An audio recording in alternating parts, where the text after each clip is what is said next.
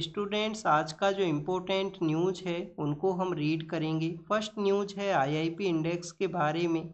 Ministry of static and program implementation के द्वारा every month basis पे हमारे कंट्री का जो इंडस्ट्रियल आउटपुट है उसको ट्रैक करने के लिए आईआईपी इंडेक्स है उसको रिलीज किया जाता है। तो बेसिक इन्फॉर्मेशन क्या पता होना चाहिए कि आईआईपी इंडेक्स है वो रिलीज होता है ministry of static and program implementation के द्वारा, जो कि मंथली बेसिस के ऊपर में रिलीज है वो किया जाता है। स्टूडेंट्स, मार्च मंथ के जो डाटा हैं वो रिलीज किए गए जिसमें लिटिल बिट स्लो डाउन का जो सिचुएशन है उसको बताया गया है। तो कौन से ऐसे फैक्टर्स हैं जिन्होंने रोल प्ले किया है इस स्लो डाउन के बिहाइंड के अंदर में। एक तो आप देखिए कि जो प्रीवियस मंथ है उस दौरान में भी स्लो डाउन का सिचुएशन था हमारे इंडस्ट्रियल आउटपुट के अंदर में। सेकेंड स्टूडेंट्स, वेस्ट एशिया का जो क्राइसिस है उसके इम्पैक्ट के बारे में बताया गया कि कैसे सप्लाई को डिस्टरबेंस हुआ है वेस्ट एशिया क्राइसिस की वजह से, जिसका लार्जर वे में इम्पैक्ट हमारे इंडस्ट्रियल आउटपुट है उसके ऊपर देखने के लिए मिला है। और आने वाले मंथ्स के समय में भी जब आईआईपी इंडेक्स को रिलीज किया जाएगा तो वेस्ट एशिया का जो इम्पैक्ट है वो देखने के लिए मिलेगा आउटपुट के ऊपर में। सेकंड स्टूडेंट्स, कौन से ऐसे सेक्टर्स हैं जिनको ये लार्जरली वे के अंदर में इम्पैक्ट किया है। तो आप देखिए कि जो कंस्ट्रक्शन का एक्टिविटीज हुआ करती हैं तो कंस्ट्रक्शन सेक्टर है उसको लार्जर वे के अंदर में इम्पैक्ट हुआ क्योंकि वेस्ट एशिया से आने वाला जो सप्लाई है जिसमें डिस्टरबेंस है वो हुआ है। सेकंड, अगर हम बात करें स्टूडेंट्स, जो सिटीजन्स सॉरी कंज्यूमर सेंट्रिक जो सेक्टर हुआ करते हैं उनके ऊपर भी इम्पैक्ट है वो बताया गया है, जिसकी वजह से ओवरऑल ये जो ग्रोथ है जिसमें स्लो डाउन है वो यहाँ पे ऑब्जर्व हुआ। एग्जाम के लिए क्या बेसिक इन्फॉर्मेशन आपको पता होना चाहिए। एग्जाम के लिए आपको पता होना चाहिए आईआईपी इंडेक्स के जो बेस ईयर है उसके बारे में। तो आईआईपी इंडेक्स का जो बेस ईयर है वो क्या है, जिसको कि रिसेंटली आप देखिए कि चेंज है वो भी किया गया है। अर्लियर फेज के अंदर में इस इंडेक्स का जो बेस ईयर है वो 2011-12 हुआ करता था। 2011-12 है जो इसका अर्लियर फेज में जो बेस ईयर है वो हुआ करता था। प्रेजेंट समय में इसको जो चेंज करके 2022-23 है वो किया गया है।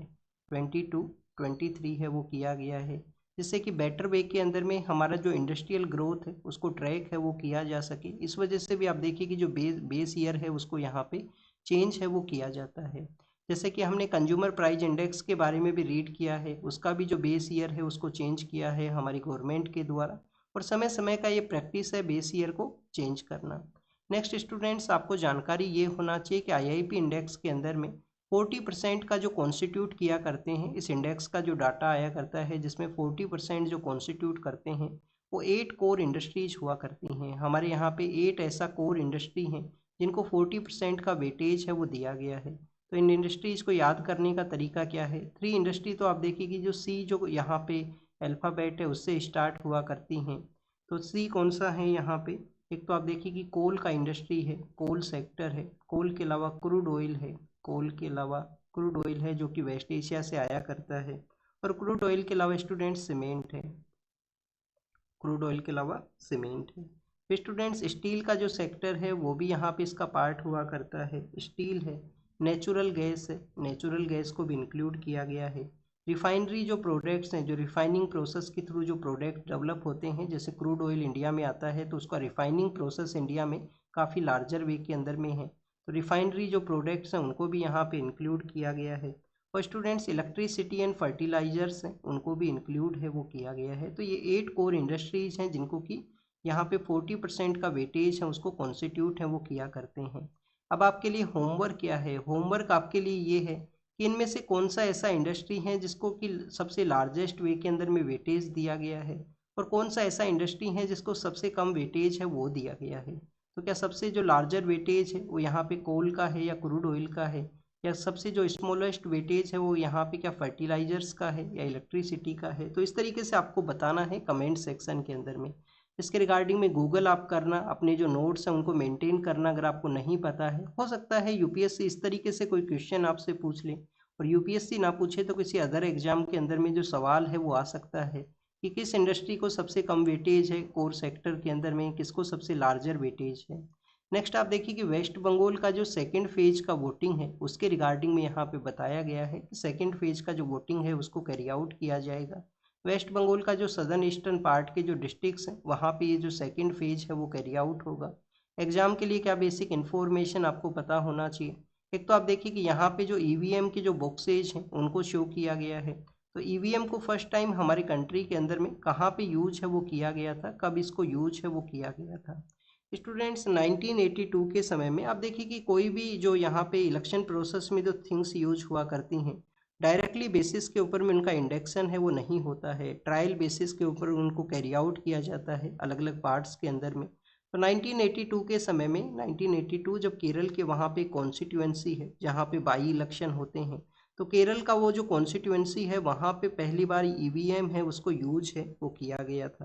बाद में इसको फेज मैनर के अंदर में अलग अलग एरियाज में यूज किया गया। और आपको 90s का जो लेटर फेज है उस दौरान में आपको हमारे जो जनरल इलेक्शन है वहाँ पे ईवीएम का जो यूज है वो देखने के लिए मिलेगा। और अब आप देखिए कि ईवीएम मशीन के साथ में जो वीवीपैट का जो मशीन है वो भी लगाया जाता है, जिसको कि 2019 के समय इंडेक्ट वो किया गया था जनरल इलेक्शंस के दौरान में। और उससे पहले कुछ स्टेट्स में जो असेंबली इलेक्शन हुए थे वहाँ पे भी उसका यूज है वो किया गया था।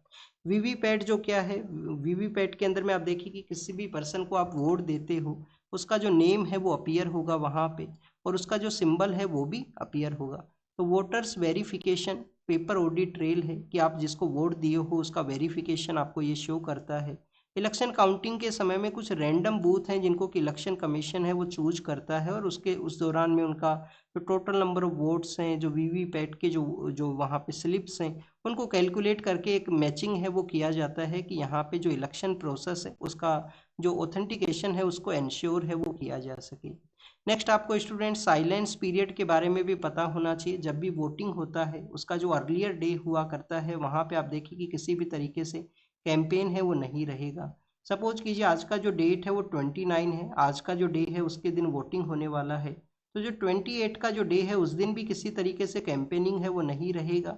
इवन 27 का जो डे है उसका जो 5 PM का जो समय है, 5 PM जो इवनिंग का समय है, वहाँ से जो इलेक्शन कैंपेन है वो स्टॉप होता है और कम्प्लीटली जो साइलेंस पीरियड है वो एग्जिस्टेंस में आता है।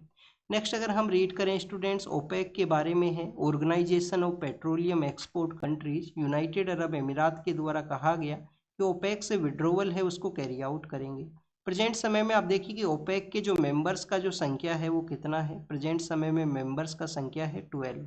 अब 12 से अगर यूएई यहाँ पे एग्जिट करेगा तो मेंबरशिप है वो 11 का रहेगा। पहले मेंबर्स ज़्यादा होते थे बट कुछ कंट्रीज को यहाँ पे सस्पेंड है वो भी किया गया था।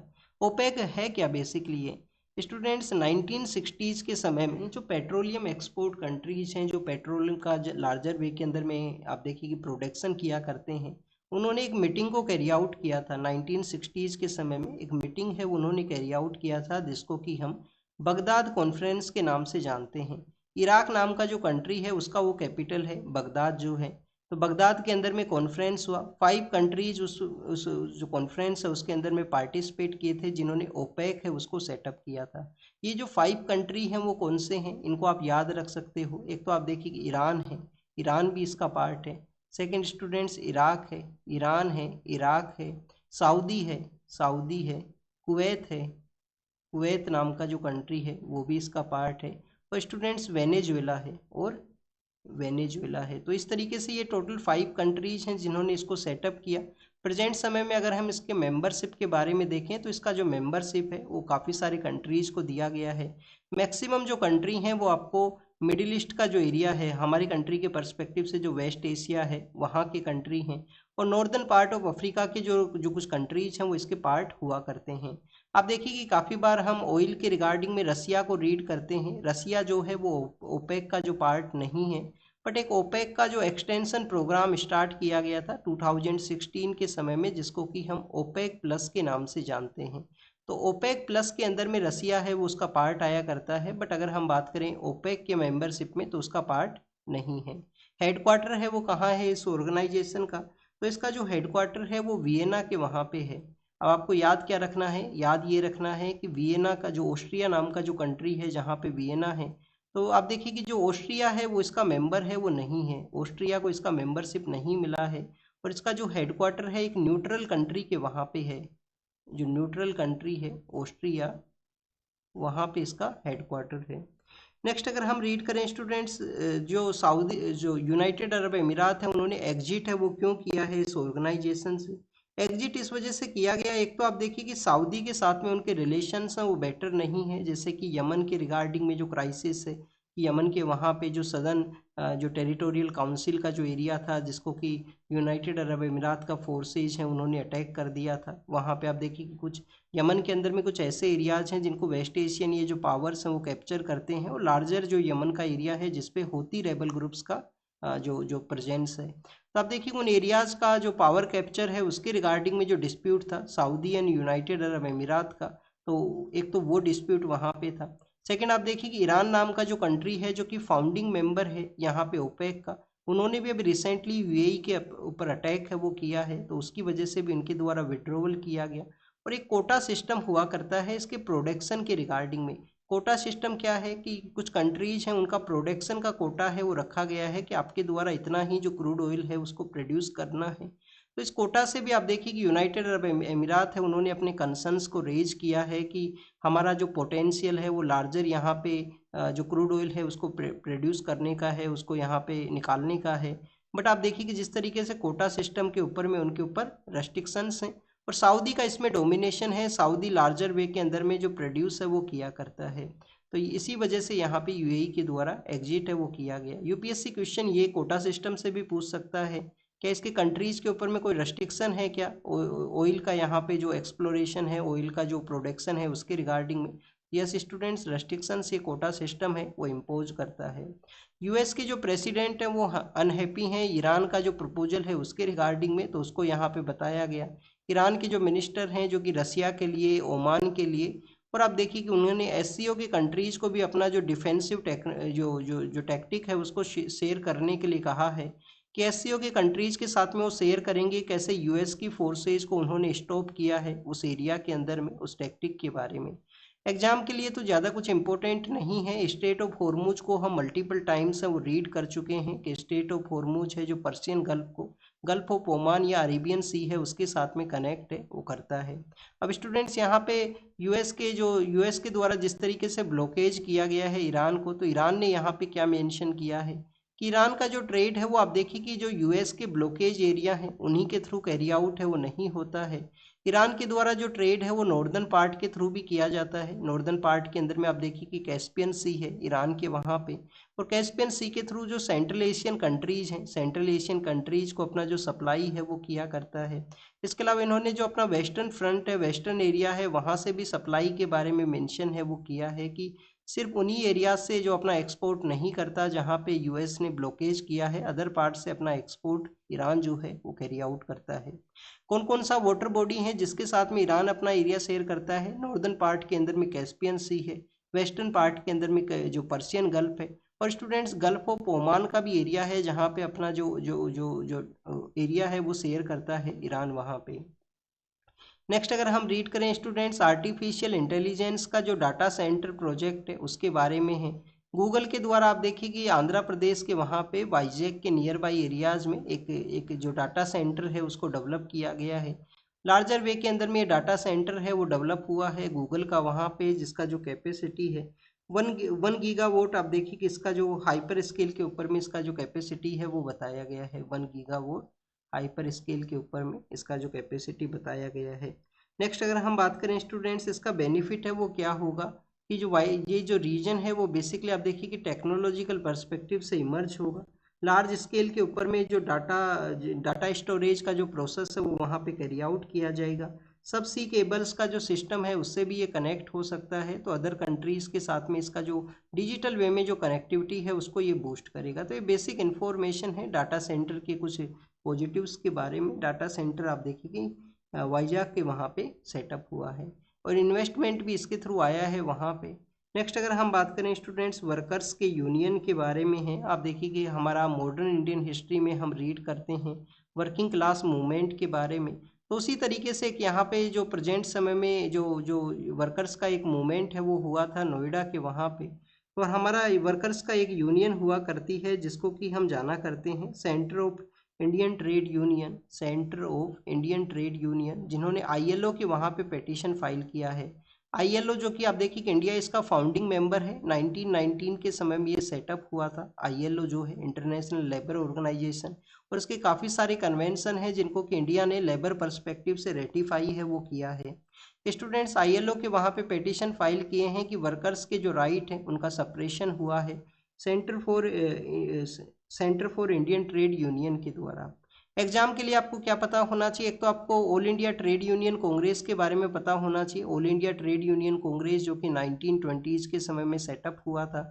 और आप देखिए कि इसको हमारे जो लाला लाजपत राय साहब हैं वो उसके फाउंडिंग मेंबर हैं, जो इसके फर्स्ट चेयरमैन बनते हैं। और उसके बाद में जो दीवान चमन लाल है वो इसके सेक्रेटरी हैं, वो हुआ करते थे। बाद में all India trade union Congress है वो भी बाइफरकेट होता है। ट्रेड यूनियन फेडरेशन के रूप से भी एक अलग ऑर्गेनाइजेशन है, वो इससे क्रिएट होता है 1930s के लेटर फेज के अंदर में। नेक्स्ट अगर हम रीड करें स्टूडेंट्स, यहाँ पे मध्य प्रदेश के बारे में है। मध्य प्रदेश गवर्नमेंट जो आर्टिकल 44 है यूनिफॉर्म सिविल कोड की रिगार्डिंग में, तो उसके रिगार्डिंग में आप देखिए कि कमेटी है उसको कॉन्स्टिट्यूट किया है, जो यहाँ पे 60 डेज के अंदर में एग्जामिन करेंगे। यूनिफॉर्म सिविल कोड है उसका लीगल पर्सपेक्टिव से कैसे उसको लाया जा सकता है, कौन से एरियाज में रेगुलेशन है वो किया जा सकता है। स्टूडेंट्स, गोवा नाम का जो कंट्री है वहाँ पे कॉलोनियल एरा के समय का जो यूनिफॉर्म सिविल कोड है वो एग्जिस्ट करता है। पोर्तुगीज के एरा का जो यूनिफॉर्म सिविल कोड है। और आप देखिए कि हमारे यहाँ पे उत्तराखंड के वहाँ पे भी इसको लाया गया था, बट वहाँ पे ट्राइबल कम्युनिटी है उसको नहीं इंक्लूड किया गया, क्योंकि ट्राइबल कम्युनिटी के जो कल्चरल प्रैक्टिस हैं वो डिफरेंट हुआ करती हैं। ऐसे टीचर जो गेस्ट के रूप से आप देखिए कि अपॉइंटेड हैं, उनको उनके द्वारा रिफ्यूज किया गया था कि सेंसस का जो ड्यूटी है उसमें पार्टिसिपेट नहीं किया जाएगा। तो उनके टर्मिनेशन के बारे में एक न्यूज़ है। बट आपको एग्जाम के लिए क्या पता होना चाहिए? एग्जाम के लिए आपको आर्टिकल 311 के बारे में आपको पता होना चाहिए। ये 311 आर्टिकल किसके बारे में है, इसको आप कमेंट सेक्शन के अंदर बताना, ये भी आपका यहाँ पे होमवर्क है। काफ़ी बार जम्मू एंड कश्मीर के रिगार्डिंग में वहाँ के जो गवर्नमेंट सर्वेंट्स हैं उनके रिगार्डिंग में न्यूज़ में हुआ करता है कि गवर्नमेंट सर्वेंट्स जिनका किसी ना किसी तरीके से कोई टेररिस्ट ऑर्गेनाइजेशन के साथ में लिंकेज है, तो उनको सर्विस से अगर रिमूव करना है तो आर्टिकल 311 को यूज है वो किया जाता है। स्टूडेंट्स, यहाँ पे दिल्ली हाई कोर्ट के बारे में मेंशन किया गया, जो रेस्क्यूअल जो टेस्ट है कि एक फॉर्मर जो चीफ मिनिस्टर हैं जिन्होंने पेटिशन में मेंशन किया था जज के रिगार्डिंग में कि आपका समहाउ उस पार्टी से इन्वॉल्वमेंट है जिस जो कि यहाँ पे अदर वे में गवर्नमेंट के साथ में इन्वॉल्वमेंट बताया, और जिस तरीके से उन्होंने जज को रेस्क्यू करना चाहिए इस केस से, तो ये उनके द्वारा मेंशन है वो किया गया था। क्या स्टूडेंट्स, हमारे कंट्री के अंदर में जज को किस टाइप के केसेस के अंदर में रेस्क्यू करना है, क्या उसको कोडिफाई किया गया है? तो आप देखिए कि हमारे कंट्री के अंदर में ये जो जो जो यहाँ पे प्रोसेस है उसका किसी भी तरीके से जो कोडिफिकेशन है वो नहीं है। सेकंड, अगर हम बात करें स्टूडेंट्स, आप देखिए कि काफ़ी बार एक जो जो लाइन है वो बोला जाता है जुडिशियल प्रोसेस के रिगार्डिंग में कि जिस तरीके से जो सीजर का वाइफ है जज should be the above the suspicion, कि जज है जो सस्पिशन के अबाउ के अंदर में है। सेकंड, अगर हम बात करें हमारे कंट्री के अंदर में जुडिशियल कंडक्ट के रिगार्डिंग में बेंगलोर प्रिंसिपल हैं वो एग्जिस्ट करते हैं 2002 के, जो कि हमारे यहाँ पे इस प्रोसेस के बारे में बताते हैं कि कैसे जुडिशियल कंडक्ट है उसको कैरी आउट करना है। अब इन्होंने यहाँ पे कुछ अदर पर्सपेक्टिव से भी बताया गया है कि कैसे जो फेयरनेस ऑफ प्रोसेस है उसको ये इंश्योर करेगा। अगर यहाँ पे दो पर्सन है, दो पार्टी हैं, उनके बिटवीन में किसी भी तरीके से जो डाउट है जज का जो जो पोजीशन है उसके रिगार्डिंग में, तो उनको रेस्क्यू किया जाना चाहिए, जिससे कि यहाँ पे जो फेयरनेस ऑफ प्रोसेस है उसको ये इंश्योर करेगा। तो ये कुछ पॉइंट्स हैं वो यहाँ पे बताए गए, आपको पता होना चाहिए। कोडिफाइड है वो नहीं है हमारे यहाँ पे रेस्क्यूअल जो लॉज हैं। राइट टू एजुकेशन का ये जो एक्ट है कैसे सोशल इंक्लूजन को कैरी आउट किया है, तो आप देखिए कि हमारा जो जनवरी 2026 के समय में एक जजमेंट है वो डिलीवर हुआ था, जिसमें कोर्ट ने रिकॉग्नाइज किया था कि जो राइट टू इन्फॉर्मेशन है, जो राइट टू एजुकेशन है, राइट टू एजुकेशन का जो बेसिकली जो सेक्शन 12(1)(c) है, 12(1)(c) जो है वो कैसे यहाँ पे सोशल इंक्लूजन को इंश्योर करता है। तो कैसे इंश्योर करता है? एक तो आप देखिए कि 25% सीट्स उनको रिजर्व किया गया है। ऐसे पुअर पर्सन जो कि प्राइवेट एजुकेशन के अंदर में प्राइवेट स्कूल्स के अंदर में पार्टिसिपेट नहीं कर सकते, 25% का जो सीट्स है उनके लिए रिजर्व है। उनको आप देखिए कि बेनिफिट प्रोवाइड करता है क्वालिटी एजुकेशन को इंश्योर करने के लिए। ऐसे स्कूल जो उनको आप देखिए कि पहुंचना, उनके अंदर में एडमिशन लेना उनके लिए पॉसिबल नहीं था, उसको भी ये इंश्योर करता है। तो सोशल इंक्लूजन की कुछ अदर अलग अलग जो पैरामीटर्स है उसके बारे में मेंशन है कि उनको बेटर एजुकेशन मिलेगा तो बेटर स्किल रहेगा, बेटर वे के अंदर में वो जो मेन यहाँ पे जो क्वालिटी एजुकेशन के एरियाज हैं उसमें वो पार्टिसिपेट कर पाएंगे। और ये गवर्नमेंट के द्वारा जो गवर्नमेंट के अलावा आप देखिए कि कोर्ट के द्वारा जिस तरीके से इसको वैलिड किया गया है, तो उसका ये ऐसे बेसिक इंस्ट्रूमेंट है वो बताया गया। नेक्स्ट अगर हम बात करें रोहिंग्याज का जो रिफ्यूजी क्राइसिस है उसके बारे में है कि अप्रैल मंथ के समय में अंडमान सी के वहाँ पे आप देखिए कि जो फिशिंग के लिए ट्रैवलर्स जो यूज हुआ करते हैं उनके द्वारा 250 के आसपास रोहिंग्या पर्सन है जिनको कि अंडमान सी से निकाला है, वहाँ पे वो उनका जो डेथ है वो हुआ था क्योंकि वो आप देखिए कि एक बोट से मलेशिया का जो रीजन है उसके लिए जाने वाले थे, उनका बोट के अंदर में कोलैप्स हुआ अंडमान सी के एरिया के अंदर में और इस तरीके से उनका डेथ हुआ है। 2014-15 के समय में रोहिंग्या जो क्राइसिस है जो कि रखाइन स्टेट के वहाँ पे रहा करते थे और रखाइन स्टेट से आप देखिए कि उन्होंने वहाँ का जो जिस तरीके से अराकन आर्मी के द्वारा उनके ऊपर में अटैक किया गया तो वो लोग वहाँ से माइग्रेट करते हैं अलग अलग पार्ट्स के लिए। कुछ लोग हैं जो बांग्लादेश के अंदर में हैं, कुछ इंडिया के एरियाज में भी आए हैं और बांग्लादेश ने तो आप देखिए कि कुछ इनके रिहेबिलिटेशन के एरियाज को भी डेवलप किया है जैसे कि कोक्स बाजार का एरिया है, भाषण चार आइलैंड का एरिया है। स्टूडेंट्स, इंडिया ने भी ऑपरेशन इंसानियत के थ्रू बांग्लादेश को फंडिंग है वो प्रोवाइड किया था रोहिंग्याज का जो बेटर लाइफ है उसके लिए। तो आप देखिए कि यहाँ से जो लोग हैं अलग अलग पार्ट्स के लिए जाते हैं जिससे कि वो अपना जो लाइफ में कुछ बेटर वर्क है वो कर सके। अब स्टूडेंट्स आप देखिए कि ऐसा ही जो सेम क्राइसिस है वो मेडिटेरियन के रीजन के अंदर में भी हुआ था। मेडिटेरियन के अंदर में एक 2012 शायद 2012 का है या ये 2013 का है, एक आइलैंड है वहाँ पे लेम्पेडूसा आइलैंड के अंदर में एक बोट का कोलैप्स हुआ। उसके बाद में आप देखिए कि इटली के द्वारा वहाँ से जो रेस्क्यू ऑपरेशन है वो चलाए गए, इटली ने अपने ऑपरेशंस को लॉन्च किया। जर्मनी के द्वारा अपने बॉर्डर्स को ओपन कर दिया गया था जो माइग्रेंट पर्सनस हैं उनके रिगार्डिंग में कि वो जो लोग हैं वो आ सकते हैं। क्या इसके बिहाइंड में रीजन है? एक तो आप देखिए कि जो रिफ्यूजी का जो कन्वेंशन है, जो रिफ्यूजी का कन्वेंशन है उनको उनको उनके द्वारा साइन है वो किया गया है। अगर हम बात करें साउथ एशिया के बारे में तो इंडिया के द्वारा आप देखिए कि इसको रेटिफाई है वो नहीं किया गया, रिफ्यूजी कन्वेंशन को नहीं रेटिफाई किया गया। और भी काफ़ी सारे जो कंट्री हैं जैसे कि बांग्लादेश है, बांग्लादेश के अलावा आप देखिए कि थाईलैंड है, मलेशिया है, इन सभी ने भी जो रिफ्यूजी कन्वेंशन है उसको रेटिफाई है वो नहीं किया है। तो ये शो करता है कि इस तरीके से लीगल सैंक्शन ना होने की वजह से ये यहाँ पे रिफ्यूजीज़ को जो बेटर लाइवलीहुड है वो नहीं प्रोवाइड किया जाता है, बेटर जो सपोर्ट है वो नहीं प्रोवाइड किया जाता है। एससीओ के बारे में है, संघाई कॉरपोरेशन ऑर्गेनाइजेशन का जो डिफेंस मिनिस्टर्स का मीटिंग हुआ था उसके अंदर में 3 एविल्स के बारे में मेंशन किया गया है हमारे डिफेंस मिनिस्टर के द्वारा। 3 एविल क्या है? टेररिज्म जो है, जो जो जो आतंकवादी जो हुआ करते हैं, सेपरेटिज्म जो कि अलगाव, जो यहाँ पे सेपरेटिज्म जो कि अलग से आप देखिए कि कोई भी सेपरेट मूवमेंट को चलाया करते हैं, और एक्सट्रीमिस्ट जो लोग हैं उनको यहाँ पे बेसिकली 3 एविल्स के रूप से कंसीडर किया गया। एससीओ को अपना जो टेररिज्म का एलिमिनेशन का जो टेक्निक है उसमें अप्रोच में चेंज करने का ज़रूरत है। उनको यहाँ पे रेड्स को बेटर वे के अंदर में यूज किया जाए जो कि एससीओ का ही एक विंग हुआ करता है, रीजनल एंटी टेररिस्ट स्क्वाड। हमारे जो जो आप देखिए कि पुलिस स्टेशन हैं, जो इन्वेस्टिगेशन एजेंसीज हैं, वहाँ पे सीसीटीवी कैमरा का जो फंडिंग है, सीसीटीवी कैमरा जो लगाना था उसके बारे में डिस्कस किया जाएगा कोर्ट के द्वारा। बेसिकली आप देखिए कि सीसीटीवी कैमरा का जो इंस्टॉलमेंट है उसके रिगार्डिंग में 60% का जो फंडिंग है वो सेंटर का है, 40% का जो फंडिंग है वो स्टेट का है, एक नॉर्मल स्टेट के वहाँ पे।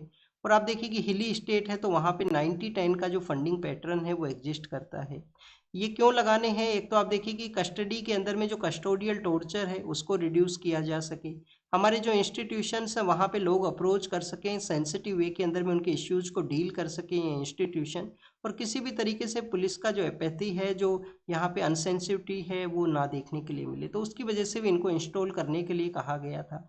ड्रग के एरिया से रिलेटेड एक पर्सन है जिनको कि आप देखिए कि टर्की से इंडिया के लिए लाया गया है, और ये जो एरियाज हैं जो वेस्टर्न पार्ट के अंदर में जहाँ पे इलीगल जो ड्रग का सप्लाई हुआ करता है, जिनको कि आप देखिए कि डेथ क्रिसेंट का नाम है वो दिया गया था मिनिस्ट्री ऑफ होम अफेयर्स के द्वारा। कौन से वो कंट्रीज हैं? इसमें अफगानिस्तान है, पाकिस्तान है, ईरान है, अफगानिस्तान, पाकिस्तान और ईरान है।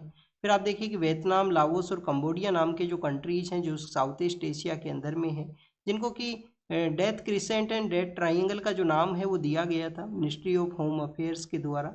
और टर्की से एक पर्सन है जिनको लाया गया है जो इस एरिया के अंदर में इंगेज थे। इंटरपोल के द्वारा भी इनको नोटिस है वो इश्यू किया गया था पहले की वहाँ पे। फिर आप देखिए कि सिक्किम का इंडिया में इंक्लूजन है, उसके 50 ईयर्स हैं वो कंप्लीट हुए हैं।